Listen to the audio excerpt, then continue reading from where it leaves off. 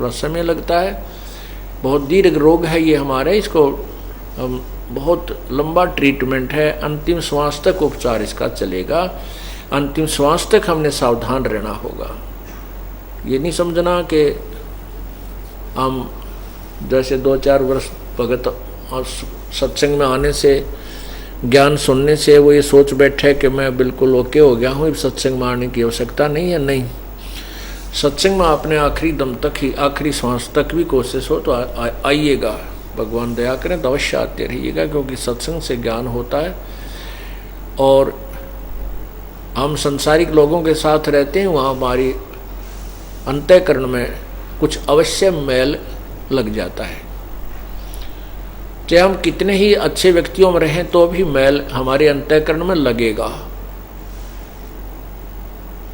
जैसे कितना ही अच्छा बढ़िया कोठी बना रखी हो, चिप्स का उसके अंदर फर्श डाल रखा हो, दरवाजे खिड़की बंद कर दिए जाएं और अंदर मेज 2-1 हफ्ते के बाद आकर खोलोगे तो मेज पर फिर भी बहुत जो है मैल जमा मिलता है।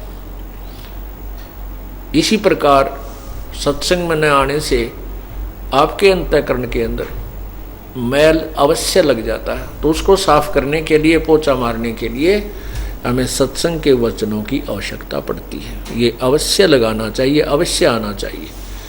जैसे कपड़ा प्रतिदिन पहनने से मैला होता है तो फिर उसको डेली साबुन लगावे, साबुन पानी से धोए तो स्वच्छ हो जाता है। ठीक इसी प्रकार हमारे अंतःकरण में प्रतिदिन अवश्य कुछ ना कुछ मैल जमता है, तो हम प्रतिदिन धोते रहेंगे तो वो कपड़ा उज्जवल रहेगा, अर्थात हमारे अंतःकरण में चाह परमात्मा की बनी रहेगी।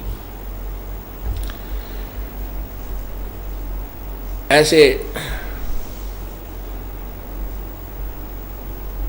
जैसे ब्रह्मा विष्णु महेश जी के शरीर से, उनके अंदर से एक ऐसी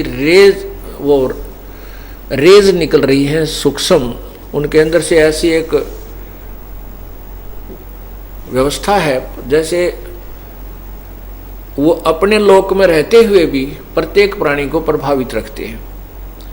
भगवान ब्रह्मा जी, भगवान विष्णु, भगवान शिव जी का अलग से लोक है, वहाँ की राजधानियाँ हैं, वहाँ से बैठ कर के इन 3 लोक के प्राणियों को व्यवस्थित रखते हैं। स्वर्ग लोक, ये पृथ्वी लोक और नीचे पाताल लोक। इन तीनों लोकों के प्राणियों को वो व्यवस्थित रखते हैं।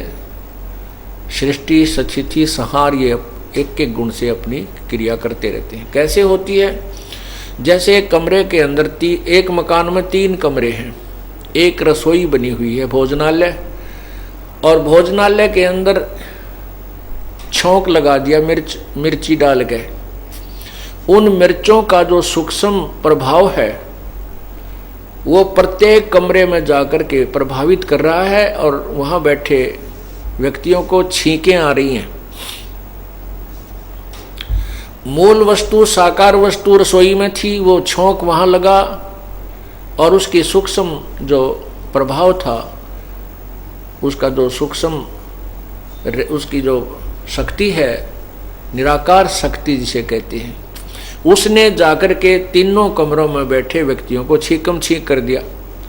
इसी प्रकार ये भगवान तीनों अपने ऊपर के लोकों में रहते हैं, उनके शरीर से निकल रही है सूक्ष्म प्रभाव प्रत्येक गुण का, ये हम सभी प्राणियों के ऊपर तीनों का ही इकट्ठा प्रभाव रहता है। और जिस कारण से हम यहाँ बंधे रहते हैं, उन्हीं से प्रभावित होकर के हम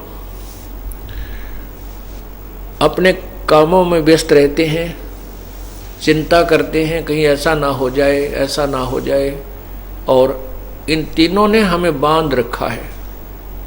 यही पवित्र गीता जी अध्याय नंबर 14 के मंत्र 5 में कहा कि प्रकृति से उत्पन्न ये तीनों गुण, रजगुण ब्रह्मा, सतगुण विष्णु, तमगुण शिव जी, इस प्राणी को शरीर में कर्मों के आधार से शरीर में बांधे रखते हैं, ये मुक्त नहीं होने देते। इसके लिए हमने क्या करना है? सत्संग में आकर के परमात्मा के अमर वचनों पर हम बहुत ज़्यादा इसको अमल करना है, इनके अनुसार हमने चलना है, तब हम इस संसारिक काम को करते हुए परमात्मा प्राप्ति कर सकेंगे।